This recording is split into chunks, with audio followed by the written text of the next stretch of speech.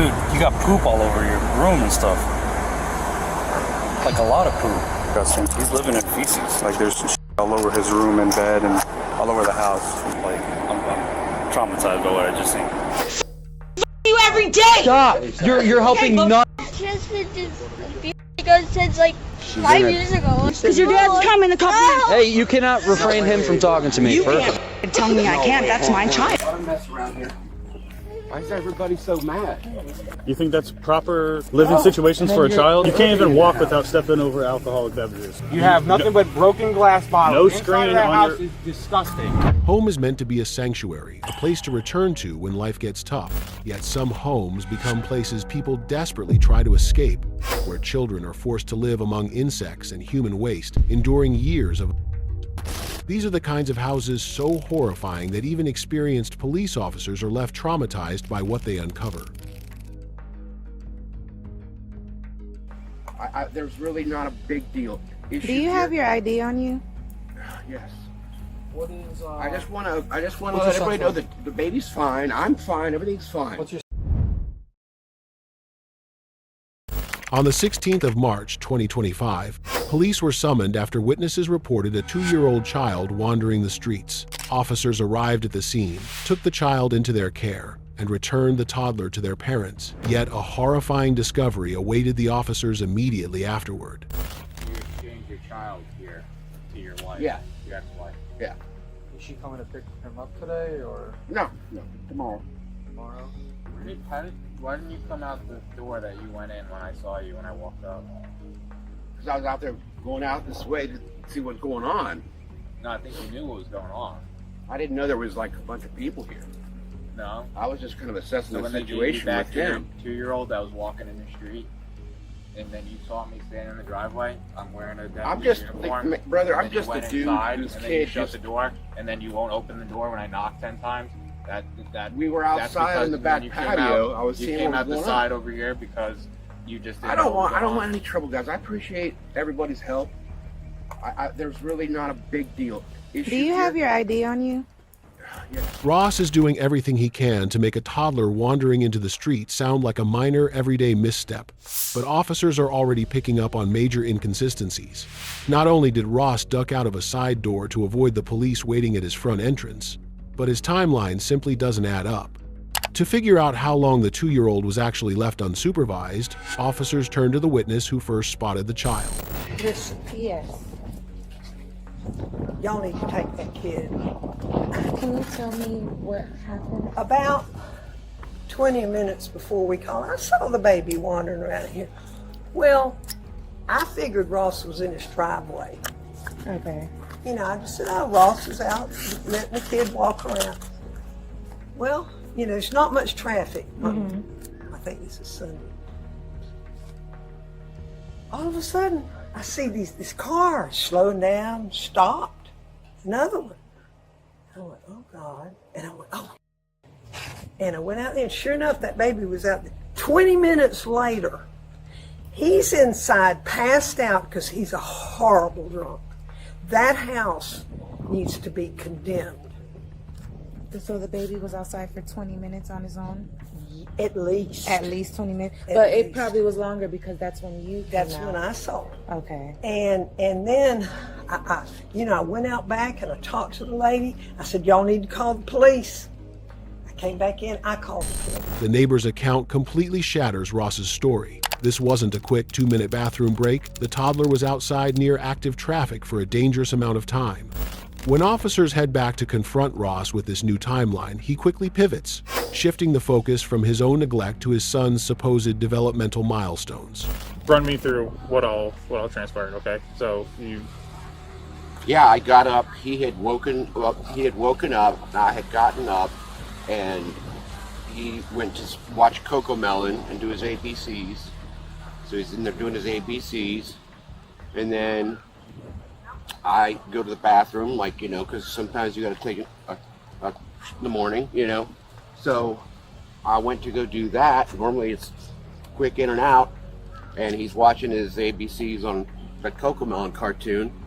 and I didn't hear him, and I guess he walked out here. He must have been out here, must not been too long, or somebody spotted him. And obviously when you see a toddler in the street, for God's sake, you're gonna freak out and be like, what the hell's going on here? Do you know about the time that it was from the time that you last saw him until right when the neighbor came over and brought him in, you know?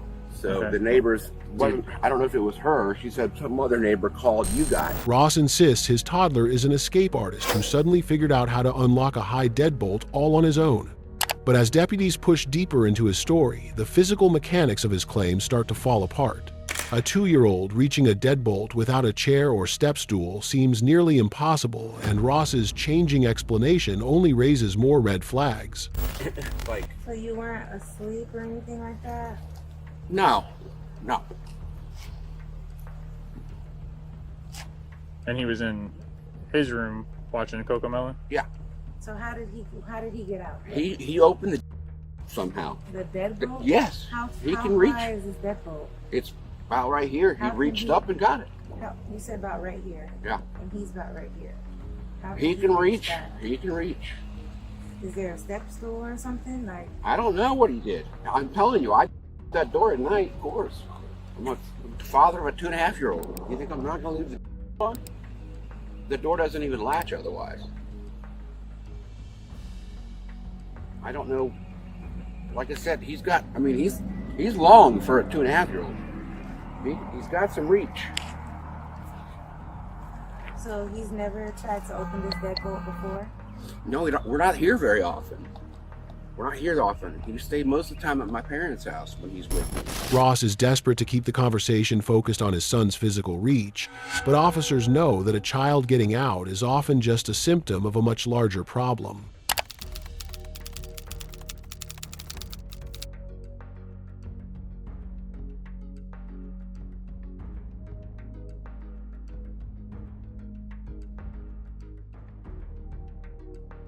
To the house? Yeah, Grandma's house. We're going to Grandma's house. So, based on the totality of the circumstances, do you mind if we just go inside, double check the welfare of the living situations? I know we don't live here. He does not live here. We were just stopped here last night, and we ended up staying here. I know, but he's your child. You said you have him right. for a certain amount of days. I'm not okay with that. Because of the fact that I have a dog that's not well. He smells bad. He's got an ear infection. Well, we're worried about your son, not your dog. Right. Yeah. Right. So if a child is staying here, no matter if it's for a day or if it's for 6 months, or a few hours. Yeah, there needs to be some sort of we camp out in my truck most of the time. Of the child. You camp out in your truck most of the time? Well, like a lot of times with him, we just hang out in my truck. I try to spend as little time here as possible. I only meet my ex here to transfer the child on most occasions because it's midway. Well, because of everything that occurred today. Ross claims he's just protecting his privacy and hiding a messy house, even admitting he regularly camps out in his truck with the boy instead of staying inside. But legally and safety-wise, officers cannot walk away from a potential crime scene involving a child. Realizing he has run out of excuses, Ross reluctantly steps aside and unlocks the front door. So does he have a bed? Yeah. Okay. Can we confirm that? Just the living situation of him? Yeah. I carried him in and he stayed in his room. Yeah, can we confirm that he has a proper bed and he has proper... Come on. Which one of you, please? Well, there's going to be 2 of us in this. Yeah. That's fine. Get a lot of mess around here. Is that the door? Yeah. Well, I think it's locked now. I didn't know that you all were here. Please confirm the deadbolt.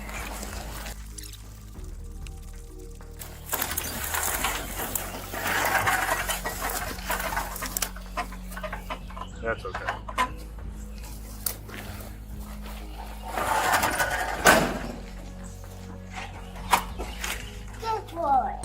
The moment deputies cross the threshold, Ross's entire narrative crumbles.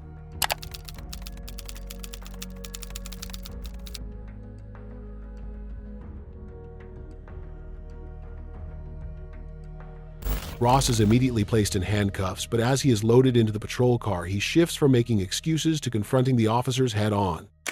Why is everybody so mad? Why are we mad? Did you see what the inside of your house looks like? You think that's proper living situations for a child? And then your 2-year-old son is in the middle of a busy street by himself while you're asleep because you're drunk. And then you're gonna ask why you're mad. And then you look inside that house and think a 2-year-old should live in that house. You can't even walk without stepping over alcoholic beverages. Well, no, that's all. You have a rusty chainsaw outside. You have nothing but broken glass bottles. No screen inside that on house your. is disgusting. No screen on and then your. you're asked why I'm mad. Have a seat. Okay. That's it. Go, buddy. I know he's gonna be okay. Just see if there's toys in the back. Watch your head. Faced with the undeniable reality of his home, Ross realizes there is no talking his way out of child neglect charges. As the reality of his arrest sets in, the adrenaline fades, replaced by a sudden wave of self-pity. Sitting in the back of the cruiser, Ross begins a bizarre, candid confession about how his life unraveled into what he calls his personal hurt locker. So as I was saying, that perfect little house that we just toured used to have a pup that could ring the doorbell. Used to have a wife-to-be and a new baby and a happy little family who would jump in the pool every weekend. And then suddenly, I was by myself with no options and nothing but this depressed feeling of missing my son, my dog. So I just started drinking. I understand that. I understand that's tough. Yeah, and then in order to avoid it, thank God my parents are nearby, though. That's you the have beauty. your son and your dog, and they're both staying in that house, which is unlivable. Yeah, I thought that it was just okay to just sleep there for the night and go back to my parents' house.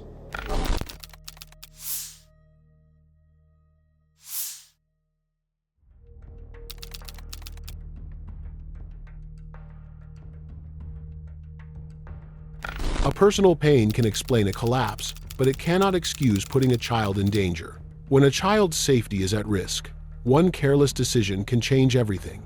But leaving a child alone isn't the only way neglect can destroy a life. The next call begins with a babysitter and ends with questions no explanation can answer. On the 26th of April, 2025, police received an emergency call from the child's biological mother after she became unable to reach or access her 1-year-old daughter, who had been left in the care of the mother's aunt. Tell me what happened. I don't know. She just called me and told me to come here. And I got here and my daughter's face is fucking. She won't tell me what the happened.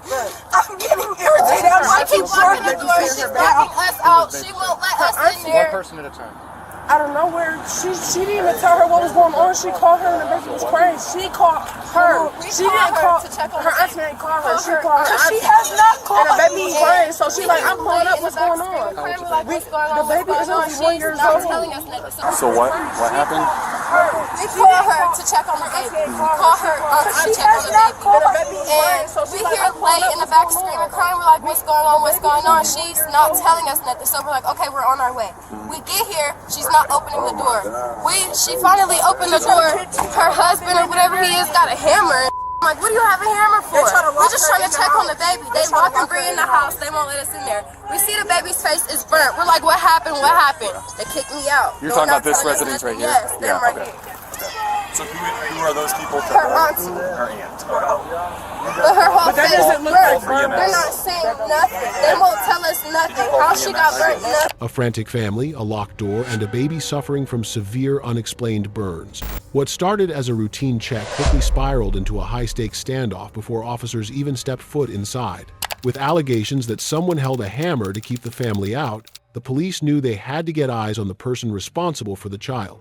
They approached the apartment to face Kim, the babysitter, who was about to offer her very first version of what went wrong.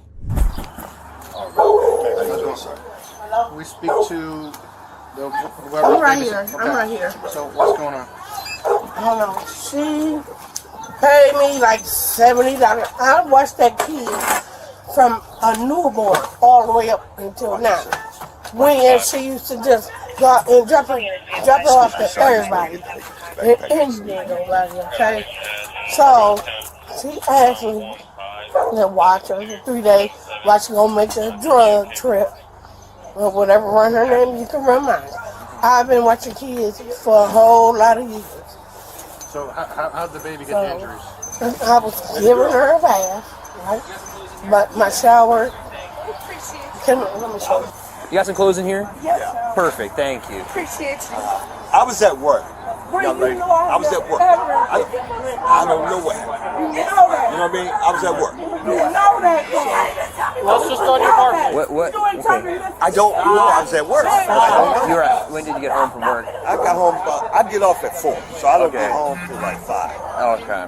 So I don't know what happened, man. Kim frames the situation as a routine babysitting job gone wrong during a simple bath. But as she tries to pass off severe injuries as a minor bathing accident, the physical evidence tells a completely different story. Officers are well aware that water hot enough to cause deep burns doesn't just appear out of nowhere without an immediate drastic response. As they press her for specific details about the shower setup, Kim's story begins to unravel under the weight of basic physics. How did the baby end up that way? Okay, I was giving her a bath, right? Wash her up, because I got to run the shower, do the tub, plug the shower, run the shower. Okay? So the baby got burned in the shower? No. It's separate. Okay. Now, then I turned the shower on to wash her hair. And it came on hot. And she had it in the face for her. By the time I hurried up there, because it steamed her. And my water gets really hot. Okay. So the kid was burnt by the hot water? Yes, in the shower. You can come up and see. Okay. I swear, Okay, the baby's eyes swollen. So is that all from burns? Was the baby struck with anything? Yes. So I couldn't get in touch with her mother. I don't quite. This happened like 2 days ago. Like 2 days ago. Did you leave the baby was the baby unattended? No, never. So like I said, okay. In order for her to get a bath, I have to run the shower. Okay, run the shower to fill the shower. Yeah. Okay. So I wash her up and everything, and get ready to wash her hair. And she had to turn her face, and she started screaming, and those steam start coming out. And the water was like really fucking hot. The officer isn't buying the sudden temperature surge excuse. A child doesn't suffer extensive full-face burns from a split-second splash while someone is standing right there holding them. But the physical impossibility of her story isn't even the biggest red flag. As officers press further into the details, they uncover a critical gap in time, a delay that proves Kim wasn't focused on getting help for a suffering child, but on protecting herself. Okay, so the bath happened on Wednesday, but then you saw the skin started... We got to figure out a timeline of events. Okay, listen, I'm trying to see. Today's Saturday, the 26th. I know that, but I'm trying to think. Because she called me. You should call her. She said, you should have called for us Auntie, if the baby's in. Can you watch her for me for 2 or 3 days? Okay. She paid me $70. She went and did whatever she did. And that's fine. Okay. We're concerned about how the baby got injuries. What day did the injury happen to the baby? Yesterday. Yesterday. By what time? About maybe around about 2. Because I even called 2 my p.m.? cousin. I called my cousin and you can call her now. I didn't know what to do. My first response was to You call. should have been called 911. Well, I didn't think it was that severe. Okay. Well. You know. And you called your sister first. My cousin. Your cousin. Try to get in touch with her dad or. You called everybody except for. Well, I didn't have a phone to call out. But you can call 911 even if the phone has no service. That was the first instinct. We should have. But I didn't want to do that because I didn't know if y'all was right. Admitting she avoided calling 911 out of fear of Child Protective Services shifts the case from potential negligence straight into criminal delay. While Kim admits to calling everyone except emergency medical teams, the baby remained inside without critical care. As officers process this staggering timeline of neglect, the child's mother reaches her breaking point, forced to look at the devastating physical reality left on her child's body. The the baby's got severe burns to the face. Okay. I guess Like severe injury, I got you. bro. I'm about to crash out. I have never put my hands on my daughter. I have never done nothing, bro. I'm so mad. I'll call it out on one. If y'all seen your kid like this, y'all would be mad. 5. Like mad as my daughter ain't got clothes on or nothing. Like, bro. I'm about to tweet. Tom 1 5 7 2. My daughter can't even put a shirt on her face is fat. Like, bro. You also got some burns on his back. I see. She's trying to tell me it was from a bath. A bath? My daughter turns the water on by herself. Okay. And the water will be hot. She has never burned her fucking self like this. So was he? This is not. Who was watching him? Was it She, him? the girl, Kimber. Okay, so she was watching your child. Yes. Okay. I guess the boyfriend was at work. Okay. She talking about she called the boyfriend. Okay. Why would you not call the mother? So who is that to you? It's my aunt. That's your aunt. Okay. Yes. And then who's that dude right there? I guess her boyfriend. Have you met him before? No. No. Has anybody grabbed any information from you yet? No, sir. Okay, we'll start that now. Hearing a mother describe burns so severe her child can't even wear a shirt destroys any remaining credibility Kim had left. With the mother completely rejecting the bath story, officers now have a clear timeline of severe injuries, delayed care, and a total breakdown in logic. The initial questioning phase is officially over, and it's time for deputies to take control of the scene and hold the babysitter accountable. Stand up, because I told you to stand up. You're being detained. Stand up. Put your hands behind your back. Because I know I ain't do nothing. It's gonna be alright. I know I am. It's just an accident. Alright, we're gonna walk down here. God Nancy. Can you call my husband, please? Yeah. Because I couldn't get in touch with her. I'll call now. She out of town selling dope. First call should have been an ambulance, man. But That's what I promise. I thought about it. Well, I did. I really did. You didn't do the But right it, thing. it was just a day. Like, Got you over some money. it was just a day. So that's why. I mean, We're gonna have you step down here. Oh. That's up to you guys. Hey, we'll figure that out. Yeah, we ain't going anywhere right this Yeah, we're gonna step down here. Okay, let me sit here because I have to. No, we're actually gonna go Put you down in the back of the car. All right. Stop pulling away. Alright, you got anything on you that I need to know about? The coat sticker staff? Nope. Okay. All right, solo. Let me go. Not you. Alright, I'm gonna read this over real quick. All right, go on there. Look at my phone, but. Pay attention, man. Kim was ultimately charged with child neglect after the child suffered severe burns and did not receive immediate medical care, around $5,000 in bond or court-related costs. When a child is hurt, hesitation can become part of the crime. Call for help first, explain later. The next family thought they knew exactly who the problem was. Then one walk through the house changed everything. On the 8th of July, 2024, police received a call from a mother complaining about her son. However, upon their arrival at the home, secrets discovered inside caused the story to take the most unexpected turns. Y'all need to take him. Make me. Y'all need to take him. Make me. Y'all need to get him. Make me. Y'all need to take him. You can take his ass. Probably no answer. He ain't coming back in this house. You start with me first. I'm done. Take his ass to jail. You going where you want to be. And I'm you when I come out next time. Hey, you ain't coming out. You don't do it. Don't do it. Don't do it. Let go of his foot. Let go of his foot. Female detained at 1608. I got the male detained. Shut up. Male detained 10-4. Shut up! Wow!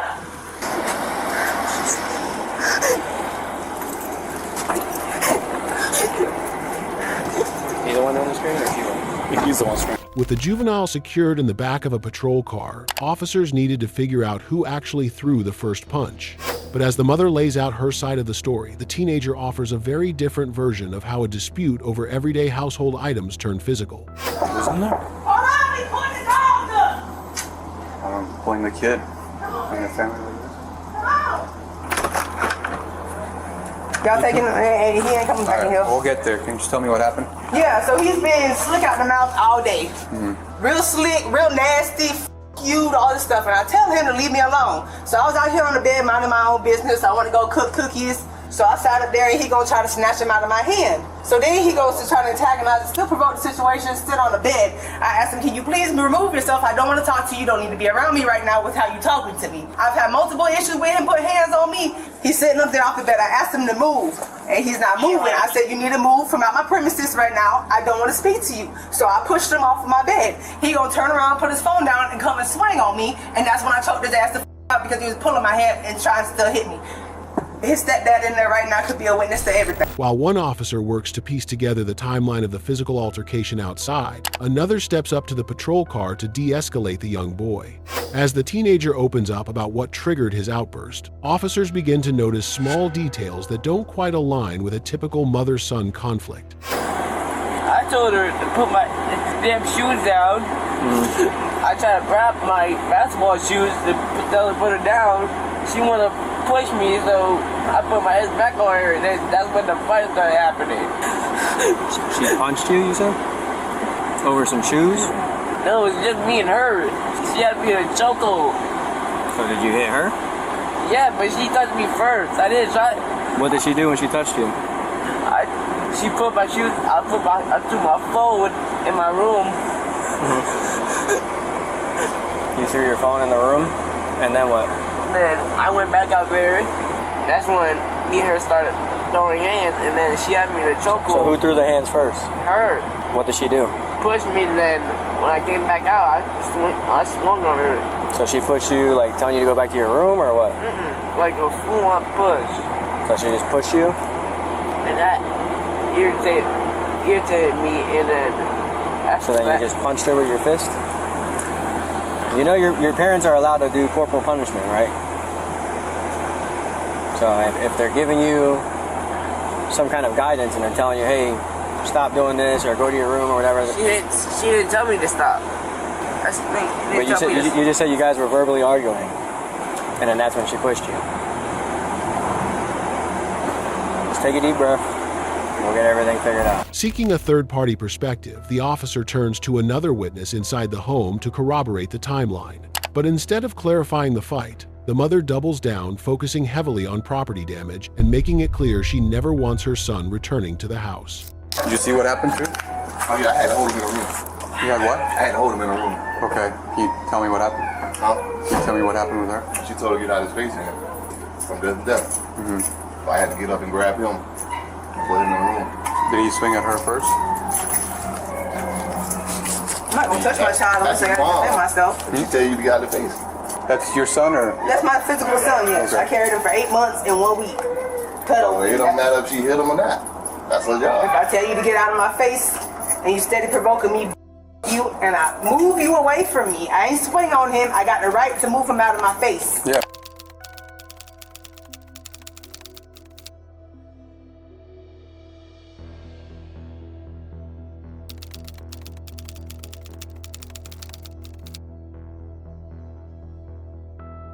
So you said he messed up his room, right?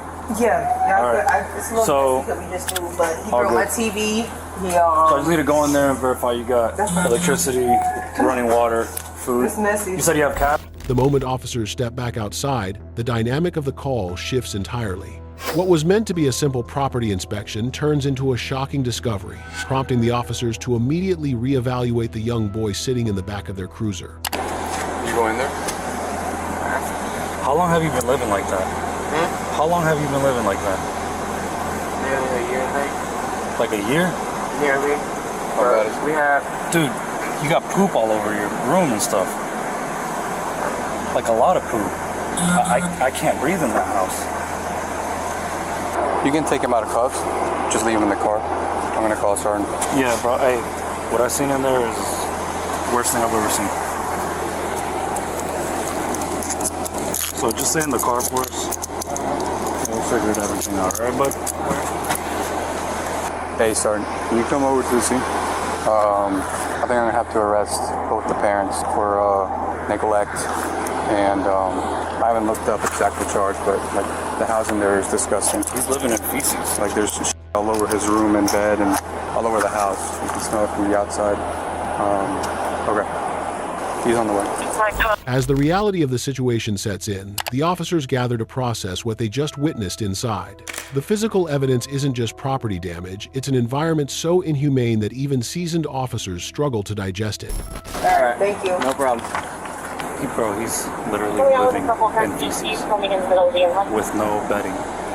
His room is like it's inhumane. There's drugs everywhere. 1622. Like, I'm traumatized by what I just seen. I could smell it from the outside. And all the mom, I don't know how he's not covered in bed bugs. Yeah. Jesus Christ. You might even have animal cruelty. There's 3 dogs inside of 1 cage living in feces. Bro, as a dad of a 10-year-old boy, that shit breaks my heart. It's disgusting.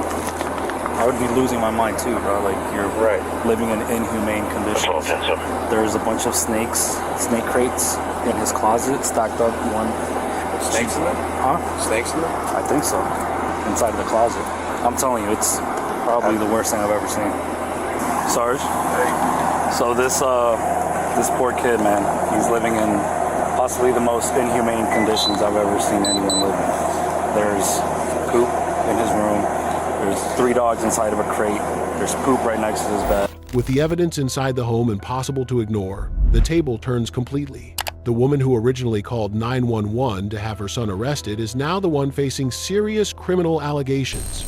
I can't put this back in my house. Why can't I go in my household though? Just keep it outside. I didn't do anything wrong. Okay. So why can't I go in my household? Because I'm telling you not to. Why though? Because you're being detained right now. For what? Criminal charges for child neglect. For neglect? Yeah. For what? He's not neglected. Disgusting in there. Okay. I'm not the only person that lives there. You said you are. Me and him do, and he just got kicked out a week ago. Yeah. What?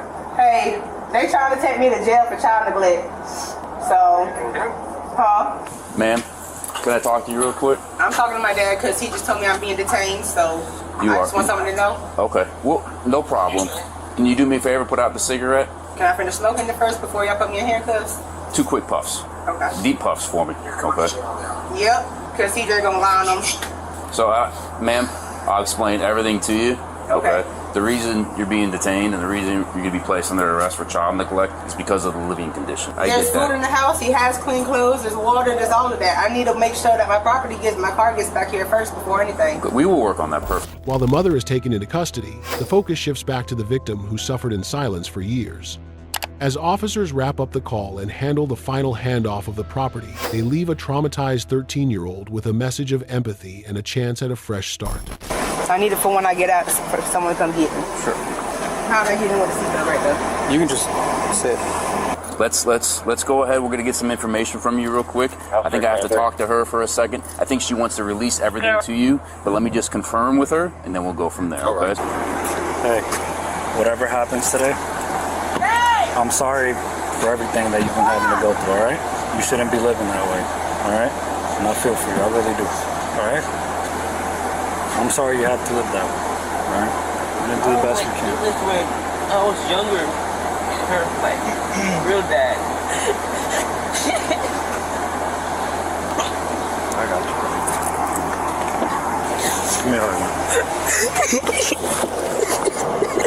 I'm sorry, okay? Alright? Try to get you some help, alright? Whatever happens, get through it, and let's restart over, alright?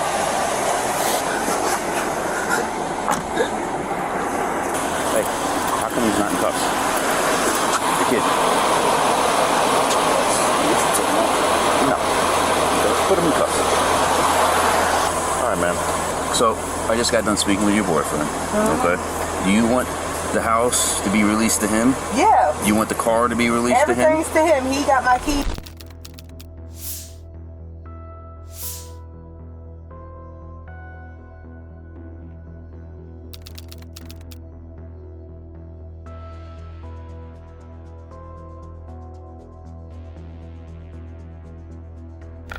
Calling police to expose someone else can quickly backfire when the real problem is inside your own home. Children can make mistakes, but adults are still responsible for giving them a safe place to live. This time, there are no hidden rooms to search. The truth is waiting in plain sight, and the children are about to tell it themselves. On the 3rd of November, 2025, police were called after Sarah Miller allegedly watched her children while intoxicated, despite a family court order, then argued with their father, threw food, and reportedly shoved him. You give me a breathalyzer, I swear to God, I'm under 0.4. What's going on? Yeah, he's the one that called the cops. What's going on? Oh, he was gonna show you a recording, but I got a Here. recording too. She's trash. Shoving me around, telling my kids this and that. Telling me I'm a piece of shit. I need her gone. I want her to stay away from my kids and everything. You're good, trust me. Is anyone hurt? No, nobody's No one's Okay, all right. piece of shit. Doesn't know how to be a man. Hey, just talk to me. Oh, I'll talk to you. You don't need to scream, all right? I take care of our kids every day. Hey, look at me. I want to know your side of the story. I want to know what happened. Wait, hold on. That's my baby daddy. Okay. We have 3 kids together. Yep. 3 out of 4 of them are home right now. And then I have my older daughter and my older son. He doesn't want me to drink. He doesn't want me to smoke. Well, guess what? We legal, and so is alcohol if you're over 21. Yep. I'm over 21. I'm about to be 39, and I smoke weed just like he does every day. He smokes weed every day. I was high. He came home. I was still high when he came home, and I was like, well, you're a piece of shit. Like, I don't want your mom or your stepdad, which... With both parents throwing accusations back and forth on the front lawn, the officers are left with 2 completely different stories. The father claims he was shoved in front of the kids, while the mother insists she hasn't done anything wrong because their 17-year-old daughter was inside supervising. To find out what actually happened before 911 was called and to see if any children were put in harm's way, officers decide to step inside the home to speak directly with the witnesses who saw it all unfold from the contendo start. Wait, where are you going? Talk to the kids. Then I'm coming with you. I'm not going to my house without me. How the f*** I know my rights? Bill, why the f*** do you do this, bro? Why do you bring alcohol to drink? That doesn't matter. Oh, you can talk to this cop. Hey, buddy. Talk to this idiot. Hi. Because I was going to take with me and drop off. I had 2 drinks, just so you know. 2. Well, let's not do this in front of the kids, okay? So you walk to my house and do it in front of the kids? Yeah, because I gotta talk to them. Yeah. I want to talk to you. That's fine. You don't have to talk to me if you don't want to. Yeah. That's fine. Look What's how going great on? that is. Yeah. Well, when you... How awesome is that, Mr. Grace? You guys don't have to if you don't want to. Look It's at up to you. If you don't want to talk to him, you don't have to. I can walk you home you're fine. to your dad's, and you can pretend this didn't happen, okay? Just like at Mom's house, he's not talking to you. He's not. And actually, you know what? You're coming with me. No, you can come with me. hey. I want to talk to him. You want to talk to him? Yeah. Okay, fine. All right, buddy. So what kind of went on tonight? Despite the mother's constant attempts to interrupt and control the conversation, the officer manages to isolate the children. But hearing that their mother was acting crazy isn't enough to build a criminal case. The officers still need physical evidence or direct witness accounts of an actual assault. They begin pressing for specific details about the physical altercation. Who made physical contact first, and did anyone put their hands on the father? So did anything get physical? Did Dad push Mom, or did Mom push Dad at all? Did you guys saw? Mom was pushing, like, touching. I don't want to talk to you. That's okay. I'm sorry. What's your name again? Right. Full name. Whoa, that's quite the name there, man. Good grief. What grade are you in? Almost finishing it. Oh, cool. Like, I'm used to this stuff happening. Like, she's... Well, you shouldn't be used to that. She wants to talk to you guys. Yeah, what's going on? So pretty much he started and I was like, girl, let's just go and leave. She started yelling at me. She's like, you don't know anything about what we're talking about. Who started pushing? Yeah, so I don't know if she actually did push him, but... And then she took his phone and threw it? No, she took his food off the stove and threw it. Did she push you at all? Oh, yeah, she shoved me. Okay, do you want to press charges for that? I went around my house with my kids. Would you be willing to provide a statement about what happened? Don't tell her I said anything. She's gonna crash out. No, I mean... There goes my fucking job, you piece of fucking shit. Oh, if you got another fucking job, Hey, pay my fucking bills. Stop, yell. You're not in my house. The eldest daughter's testimony gives police their first concrete lead, confirming that her mother threw food off the stove and physically shoved her father. But as officers try to piece together the timeline of this specific evening, the conversation takes a much darker turn.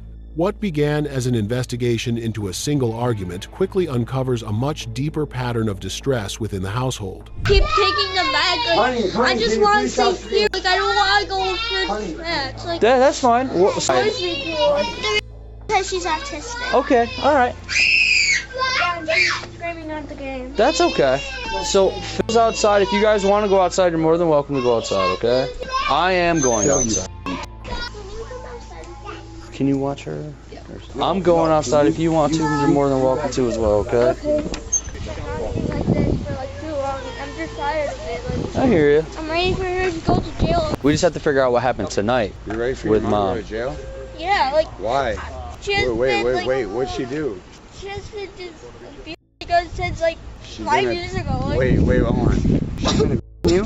Yeah, like she's How? like, Wait, how has she been you? She's been like a whole bunch of her words for like 5 years. How has your mom been abusing you for the last 4 or 5 years? No, Mom's been hitting me. Hearing her own children reveal years of domestic turmoil to law enforcement proves to be the breaking point for the mother.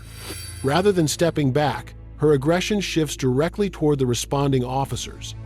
As she aggressively invades an officer's personal space on the sidewalk, the situation escalates from a domestic investigation to an immediate public safety concern. Hey. Don't listen to him. Nope. If you want to come inside. So you do whatever you want, okay? So if you... Are you scared of me? Do you want to go with your dad? Because your dad's coming a couple minutes. Hey, you cannot refrain him from talking to me. You first. can't tell me I can't. That's my child. Turn around, put your hands behind your back. No. Turn around, put your hands behind your back. No. I didn't touch him. Put your hands I behind didn't your touch back. him. You're not going to get in my face like this. I can tell you that. You're You're going to get a resisting charge. Only being detained because you cannot get in face like that. That's my child. I understand. That's my kid. Wait. You're not gonna arrest him. Look at my face. Are you kidding me? Look at my face. I can sit. I don't need your help. Just let go of my goddamn arms. Can you let go? You son of a bitch. You're being detained, okay? You just want to step right back out here with me, please? We just have to do the DIR, okay? What the hell is that? It's a domestic incident report. We have to... Hey! They need to know I'm okay. I know! Listen! Now that the mother is safely handcuffed and detained, the immediate physical threat is neutralized, but the legal work is far from over.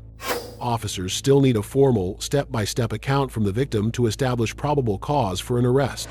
They turn back to the father to detail exactly how the argument escalated from a dispute over alcohol into a physical assault. All right, so give me your rundown. Well, when she's drunk, she gets really aggressive. So were you home and then she came home, or? No, she was home with the kids, and I got home from work probably about 5 o'clock. She's out here playing with food and everything, but it all started because I didn't want her taking my daughter with her because she's so drunk. Well, I don't know why Spear's not home yet. What are you talking about? She got home at 5 o'clock. You didn't even know your kid's home? You're so drunk? It's gonna be a while. We have one taking my kid with her because I don't want my kid being lost. And she's like, oh, I'm taking my kid with her. I'm like, no, you're not. How are we doing over here? All right, has she ever strangled or choked you? No. You think she's capable of you? Try. Probably. Is she? Buddy, so what happened in front of you today? Anything? Did you see anybody get physical? No, I didn't, but. No? Okay. Sure, Did you hear the yelling? But you didn't see I heard it, right? Like a ton of yelling. Has the physical violence increased in frequency or severity over the past 6 months? Yes. If you're still wanting to give a statement, I'll take your statement. We'll kind of condense it down to like the part where she threw the food, you took out your phone, and then she shoved you. She threw the food down and everything, and I pulled up the phone so I could... The father's statement matches the physical evidence, but to charge the mother with endangering the welfare of a child, police must confirm that the younger children directly witnessed the violence. As officers cross-reference the kids' locations during the push, the mother realizes she is running out of options and launches a dramatic personal bombshell in a desperate attempt to retaliate. Derek said that he was here when she shoved him. He saw it. Right. I also asked little man there, because he was listening in when I was asking about these questions. He said, I was like, has she ever threatened to? He's like, yeah, well, she said that she wanted you to just today. I was like, oh, you heard that? She's like, yeah, like that made me hate her even more. So he was upset about that.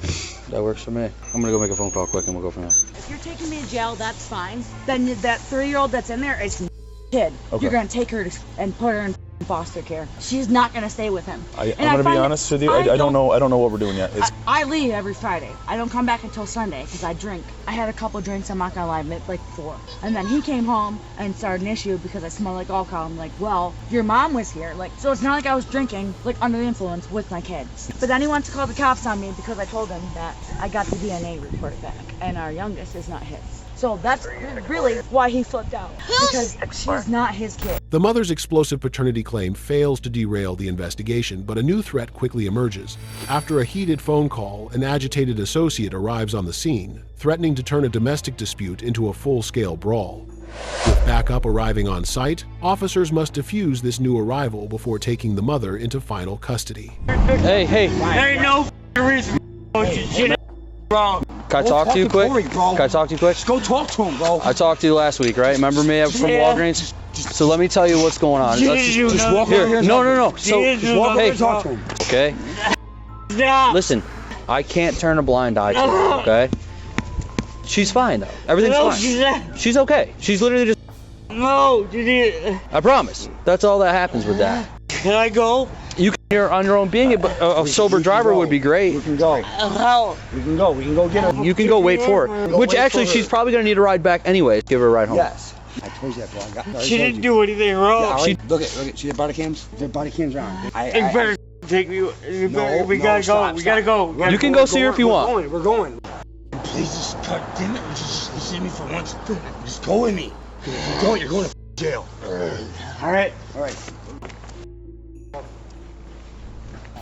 She was charged with endangering the welfare of a child, resisting arrest, obstructing governmental administration in the second degree, harassment in the second degree, and disorderly conduct.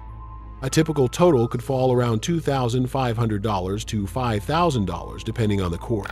When children are already scared, yelling louder only makes the damage worse. Once police are involved, staying calm and protecting the kids matters far more than winning the argument. If you think one explosive argument is heartbreaking, wait until you see what years of neglect can quietly turn a home into. On the 24th of May, 2023, police were called after CPS received a complaint that Robert and Tiffany, Bailey's daughter, Isis, was living in extremely unsanitary home conditions, including cockroach concerns and possible safety risks inside residence. Alright, don't get excited and close the door. Are you Robert? Are you Robert? Yeah. Okay. We're with Child Protective Services. My name's Jordan. This is Kristen. Law enforcement's here for our own protection and for your protection as well. So the reason that we're here is we had received a complaint about the conditions of your home and for the safety of your daughter about some unsanitary living conditions. Yeah. So is your daughter here tonight? Yeah. Okay. What's your daughter's name? Is it Isis? Is that am I saying that right? Isis. Okay. Is Tiffany Bailey home as well? Yes. Okay. All right. You want me to get her? Okay.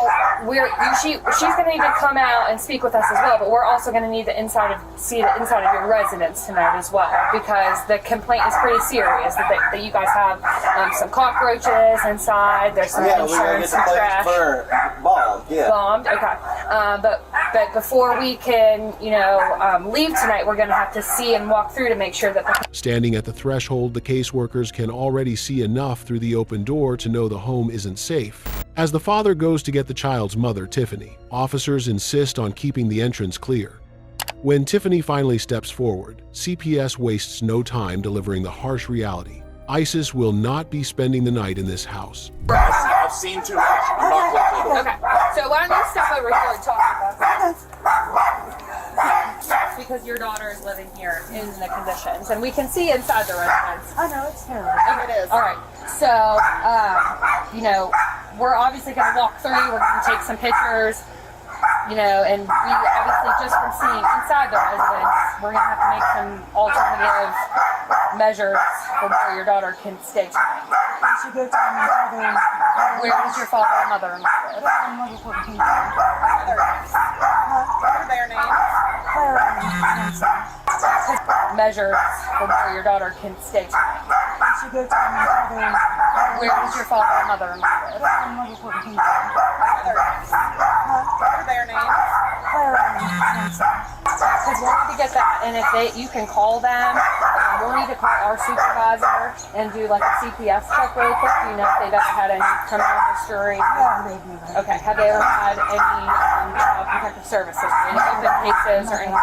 Okay. I haven't been down there in forever. Like 2 years.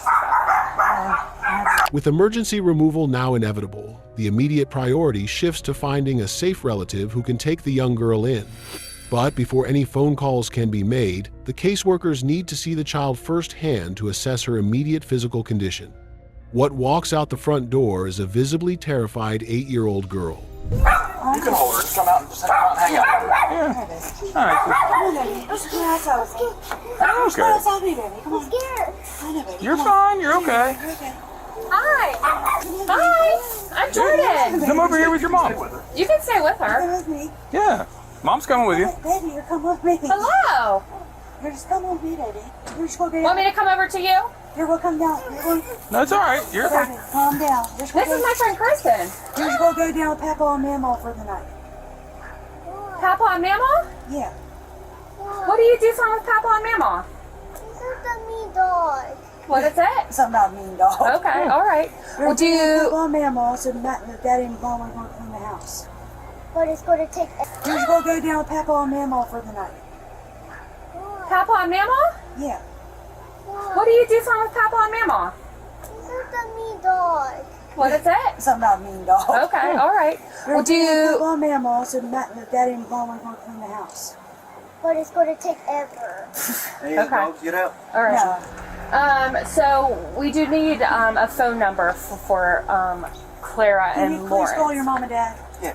Do you want to just go ahead and have them start this way to get her? While caseworkers try to keep Isis calm and distract her from the chaotic scene, Tiffany realizes the severity of the situation. Facing the loss of her daughter, she urgently offers an explanation for how her home spiraled so completely out of control, pointing to a severe medical emergency from years prior. We can tell them what happened. What happened with this house, I'll explain to them. It's okay. I'm just trying to calm her down because she's really scared. I'd rather not talk about the house because we're going to have a conversation about the house once she's calmed down. I just want to explain to you how it started. Okay. I got really sick and I was in the hospital. I died. And I ended up not being able to walk for a long time.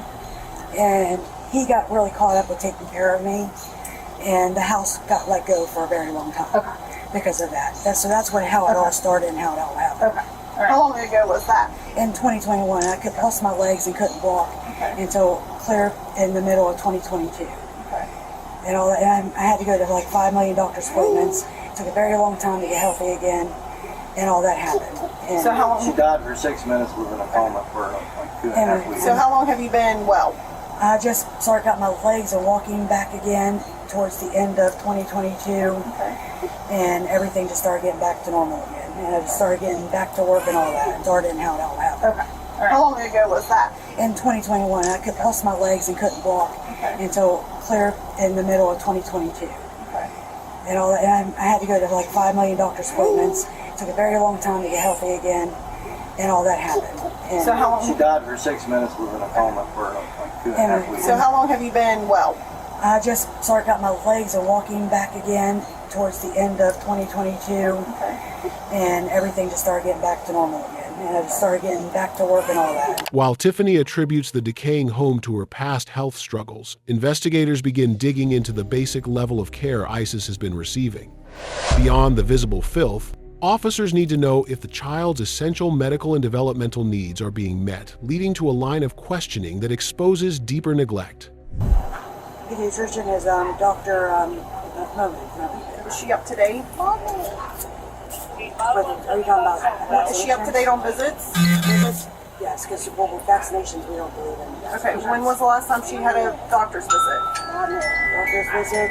Ma'am, would you be respectful of the ladies and like not focus on your phone and try to... I'm trying to find the homeschooling program. Okay, we can worry about this. I'm sorry, I just wanted to get the homeschooling information. So when was her last doctor's appointment? Do you remember the last date for the last doctor visit? Because I cannot remember off the top of my head. Was it like a well child, or was it because she was sick, or what was? The last doctor's visit she went to was sick was at our doctor in Unity Care. Okay. Which was when? That was last time she was sick was the program. Okay, we can worry about this. I'm sorry, I just wanted to get the homeschooling information.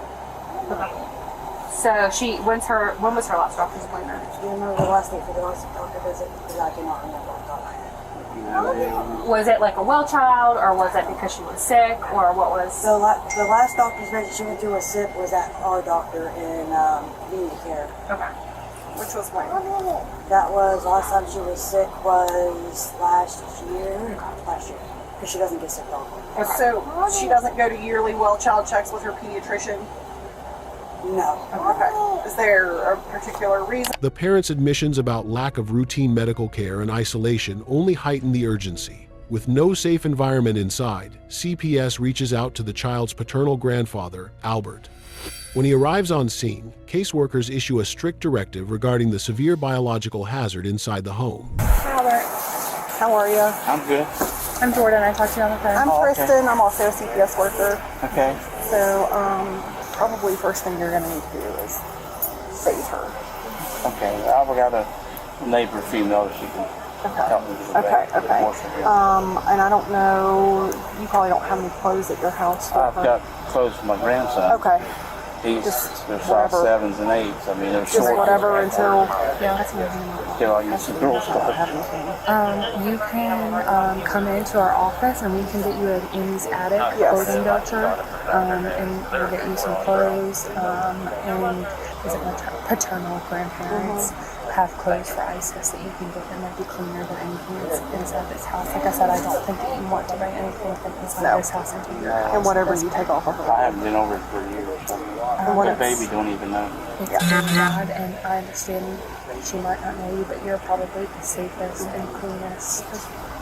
I don't clothing voucher, and we'll get you some clothes, and is it paternal grandparents have clothes for ISIS that you can get them. Might be cleaner than anything that's inside this house. Like I said, I don't think that you want to bring anything from inside this house into your house. And whatever you take off of her. I haven't been over it for years. The baby don't even know. It's your dad, and I understand she might not know you, but you're probably the safest and cleanest.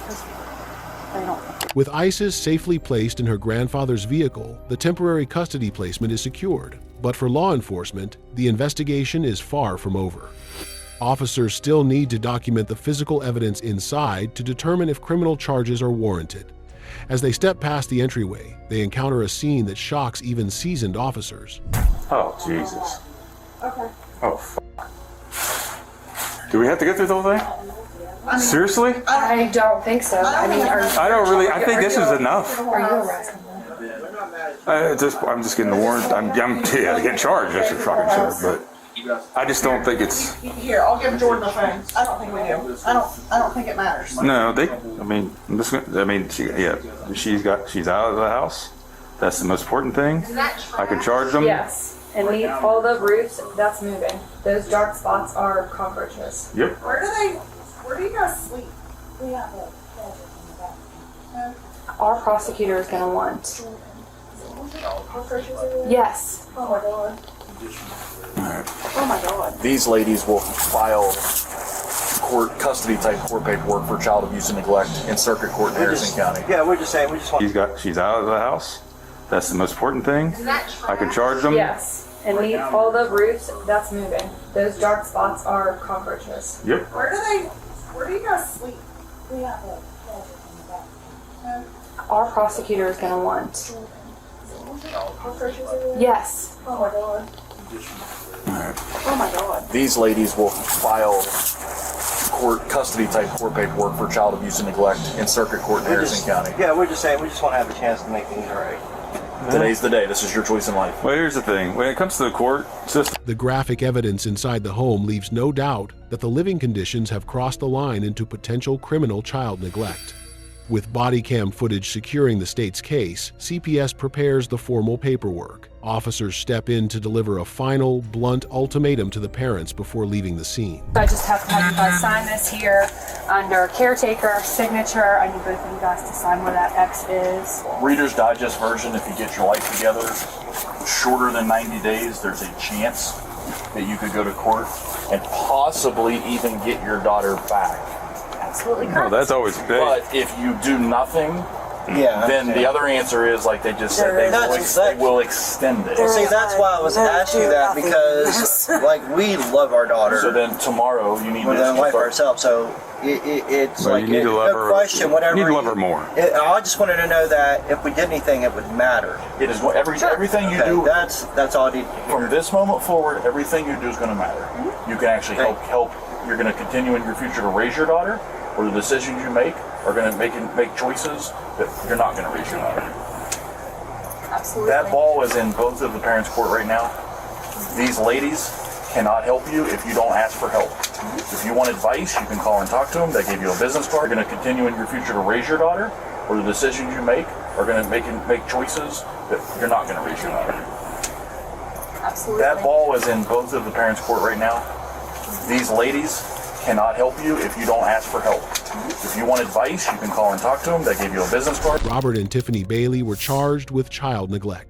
A typical court-related amount for a case like this could be around $500 to $2,500 each in fines and court costs, depending on the court. Asking for help early is always better than waiting until CPS, police, and the court system have to step in.